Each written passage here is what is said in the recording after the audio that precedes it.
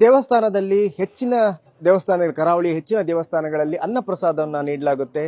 ಈಗ ಈ ಅನ್ನಪ್ರಸಾದಕ್ಕೂ ಗ್ಯಾಸ್ನ ಅಭಾವ ಕಾಡ್ತಾ ಇರುತ್ತೆ, ಸಮಸ್ಯೆ ಉಂಟಾಗ್ತಾ ಇದೆ. ನಾನೀಗ ಕದ್ರಿ ದೇವಸ್ಥಾನದ ಆವರಣದಲ್ಲಿದ್ದೀನಿ. ದೇವಸ್ಥಾನದ ಆಡಳಿತ ಮಂಡಳಿ ಸದಸ್ಯರು ನಮ್ಮೊಂದಿಗಿದ್ದಾರೆ, ಅವರನ್ನೇ ಮಾತಾಡಿಸ್ತೀನಿ. ಕದ್ರಿ ದೇವಸ್ಥಾನದಲ್ಲಿ ಯಾವ ರೀತಿಯ ಸಮಸ್ಯೆ ಆಗ್ತದೆ? ಯಾಕಂದ್ರೆ ಕದ್ರಿ ದೇವಸ್ಥಾನದ ಅನ್ನಪ್ರಸಾದ ಅಂತ ಹೇಳಿದ್ರೆ ತುಂಬಾ ಶ್ರೇಷ್ಠ ಅಂತ ನಂಬಲಾಗುತ್ತೆ.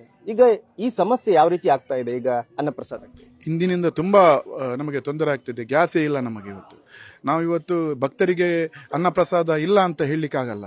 ಆದ್ದರಿಂದ ನಾವೀಗ ಒಂದು ಕಟ್ಟಿಗೆಯಲ್ಲಿ ಮಾಡುವಂಥ ವ್ಯವಸ್ಥೆಯನ್ನು ಮಾಡಿದ್ದೇವೆ. ನಾವು ಶನಿವಾರ ಮತ್ತು ಸೋಮವಾರ ದಿವಸ ಇಲ್ಲಿ 2,500 3,000 ಜನ ಬಂದು ಅನ್ನಪ್ರಸಾದ ಸ್ವೀಕಾರ ಮಾಡ್ತಾರೆ. ಇತರ ದಿನಗಳಲ್ಲಿ 1,500 ಜನ ಬರ್ತಾರೆ. ಕೆಲವರು ಪ್ರತಿದಿನ ಬಂದು ಇಲ್ಲಿ ಅನ್ನಪ್ರಸಾದವನ್ನು ಸ್ವೀಕಾರ ಮಾಡ್ತಾರೆ. ಈ ಸಂದರ್ಭಗಳಲ್ಲಿ ನಾವು ಅವರಿಗೆ ಇಲ್ಲ ಅಂತ ಹೇಳಲಿಕ್ಕೆ ಸಾಧ್ಯನೇ ಇಲ್ಲ.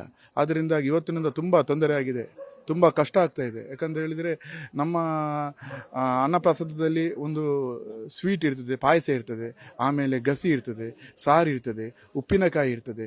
ಇದನ್ನೆಲ್ಲ ನಾವು ತಯಾರು ಮಾಡಬೇಕಾದ್ರೆ ಗ್ಯಾಸ್ ಖಂಡಿತವಾಗಿ ಬೇಕು. ಈಗ ಎಲ್ಲ ವೆರೈಟಿಗಳು ನಮಗೆ ಕೊಡಲಿಕ್ಕೆ ಸಾಧ್ಯ ಇಲ್ಲ. ಯಾಕಂತ ಹೇಳಿದರೆ ನಾವು ಈಗ ಅನ್ನ ಮತ್ತು ಸಾರು ಮಾತ್ರ ಕೊಡಬಹುದು. ಅದಕ್ಕೆ ತುಂಬ ತೊಂದರೆ ಆಗಿದೆ ನಮಗೆ. ಈಗ ಇವತ್ತಿಂದ ಅಂದ್ರೆ ಏನು ಕಟ್ಟಿಗೆಯನ್ನೇ ಉಪಯೋಗಿಸಿ ಇನ್ನು ಅನ್ನಪ್ರಸಾದಕ್ಕೆ ಇದು ರೆಡಿ ಮಾಡ್ತೀರಾ ಹೇಗೆ? ಗ್ಯಾಸ್ ಇಲ್ಲದಿದ್ರೆ ಇನ್ನು ಕಟ್ಟಿಗೆಯನ್ನೇ ಉಪಯೋಗಿಸಬೇಕು.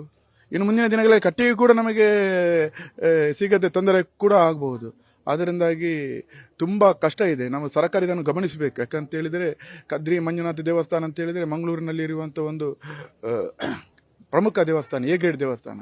ಇಲ್ಲಿಯ ಭಕ್ತರಿಗೆ ನಾವು ಅನ್ನಪ್ರಸಾದ ಕೊಡದಿದ್ದರೆ ತುಂಬ ತೊಂದರೆ ಆಗ್ತದೆ. ಯಾಕಂತ ಹೇಳಿದರೆ ಇದು ಇಲ್ಲಿಗೆ ಬರುವ ಭಕ್ತರೆಲ್ಲರೂ ಭಾರಿ ಅನ್ನಪ್ರಸಾದ ಅಂತ ಒಂದು ಆಹಾರ ಅಂತ ಬರೋದಲ್ಲ, ಇದೊಂದು ದೇವರ ಪ್ರಸಾದ ಅಂತ ಬರೋದು. ಅದರಿಂದಾಗಿ ನಮಗೆ ಗ್ಯಾಸಿನಿಂದ ತುಂಬ ತೊಂದರೆ ಆಗಿದೆ. ಇವತ್ತು ಕೂಡ ನಾವು ಭಾರಿ ಬೆಳಗಿನಿಂದಲೇ ಇದಕ್ಕೆ ಪೂರ್ವ ತಯಾರಿಗಳನ್ನು ಮಾಡ್ತಾ ಇದ್ದೇವೆ. ನಮಗೆ ಗ್ಯಾಸ್ ಇಷ್ಟು ತೊಂದರೆ ಆಗ್ತದೆ ಅಂತ ಕೂಡ ಗೊತ್ತಿರಲಿಲ್ಲ. ಈಗ ಬೆಳಗಿನಿಂದ ಬಂದು ನಾವೆಲ್ಲ ಕಟ್ಟಿಗೆ ಅದನ್ನೆಲ್ಲ ತಯಾರು ಮಾಡಿಕೊಂಡು ಈಗ ಕಟ್ಟಿಗೆಯಿಂದ ಆದರೂ ಯಾವ್ದು ಅನ್ನಪ್ರಸಾದ ನಿಲ್ಬಾರ್ದು ಎನ್ನುವಂಥ ಉದ್ದೇಶದಿಂದ ನಾವು ಕಟ್ಟಿಗೆಯಿಂದ ಅನ್ನವನ್ನು ತಯಾರು ಮಾಡಿ ಕೊಡ್ತಾ ಇದ್ದೀವಿ. ಈಗ ಮುಂದೆ ಗ್ಯಾಸ್ ಇಲ್ಲದೆ ಇರೋ ತನಕ, ಯಾಕಂದ್ರೆ ಗ್ಯಾಸ್ ಬರೋ ತನಕ ಅಭಾವ ಕಮ್ಮಿ ಆಗೋ ತನಕ ಇನ್ನು ಕಟ್ಟಿಗೆಯಲ್ಲಿ ಅನ್ನಪ್ರಸಾದ ಆಗುವುದು. ಹೌದು, ಖಂಡಿತವಾಗಿ. ಇನ್ನು ಗ್ಯಾಸ್ ಸಿಗೋ ತನಕ ಕಟ್ಟಿಗೆಯಲ್ಲಿ ಅನ್ನಪ್ರಸಾದ ಮಾಡಿಕೊಡ್ತೇವೆ. ಅಂದರೆ ಖಾಲಿ ಅನ್ನ ಮತ್ತು ಸಾರು ಎರಡೇ ನಮಗೆ ಕೊಡಲಿಕ್ಕೆ ಸಾಧ್ಯವಾಗುವುದು. ಯಾಕಂದರೆ ಇಷ್ಟು ಜನರು ಬರುವಾಗ ನಮಗೆ ಇದರಲ್ಲಿ ಕಟ್ಟಿಗೆಯಲ್ಲಿ ಮಾಡಿಕೊಡುವಂಥ ಒಂದು ವ್ಯವಸ್ಥೆ ಮಾಡಲಿಕ್ಕೆ, ಎಲ್ಲ ವೆರೈಟಿಗಳನ್ನು ಮಾಡಲಿಕ್ಕೆ ಸಾಧ್ಯ ಇಲ್ಲ.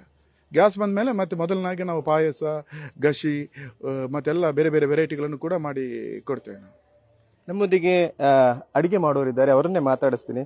ಒಂದು ದಿನಕ್ಕೆ ಎಷ್ಟು ಗ್ಯಾಸ್ ಬೇಕಾಗುತ್ತೆ? ಯಾಕಂದ್ರೆ ಇಲ್ಲಿ ನೂರಾರು ಜನ ಬರ್ತಾರೆ ಊಟ ತಯಾರು ಮಾಡ್ಲಿಕ್ಕೆ, ಅನ್ನಪ್ರಸಾದ ತಯಾರು ಮಾಡ್ಲಿಕ್ಕೆ ಎಷ್ಟು ಗ್ಯಾಸ್ ಬೇಕಾಗುತ್ತೆ? ನಮಗೆ ಒಂದು ದಿವಸಕ್ಕೆ ಒಂದು 3ರಿಂದ 4ರವರೆಗೆ ಬೇಕಾಗ್ತದೆ ಸಿಲಿಂಡರು.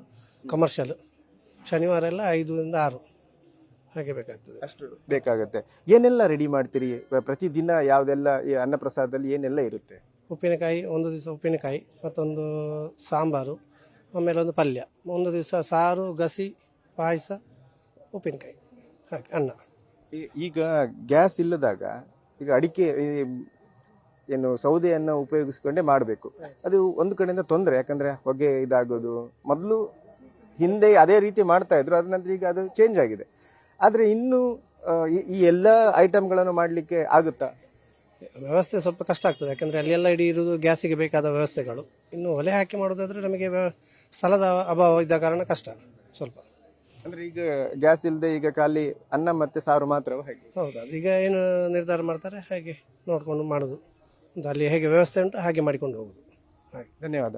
ಇದಿಷ್ಟು ಇಲ್ಲಿಯ ಆಡಳಿತ ಮಂಡಳಿ ಸದಸ್ಯರ ಮಾತು. ಒಂದು, ಕದ್ರಿ ದೇವಸ್ಥಾನದಲ್ಲಿ ಇನ್ನು ಅನ್ನಪ್ರಸಾದಕ್ಕೂ ಅಭಾವ ಉಂಟಾಗಿರುವಂಥದ್ದು. ಒಂದು, ಗ್ಯಾಸ್ ಇಲ್ಲದೆ ಇನ್ನು ಸೌದೆಯನ್ನೇ ಉಪಯೋಗಿಸಿಕೊಂಡು ಅನ್ನಪ್ರಸಾದವನ್ನು ಮಾಡಬೇಕು. ಈ ಹಿನ್ನೆಲೆಯಲ್ಲಿ ಅನ್ನ ಮತ್ತೆ ಸಾರು ಎರಡನ್ನೇ ಕೊಡಲಿಕ್ಕೆ ಈಗ ಈ ಅಲ್ಲಿಯ ಆಡಳಿತ ಮಂಡಳಿ ನಿರ್ಧರಿಸಿರುವಂಥದ್ದು.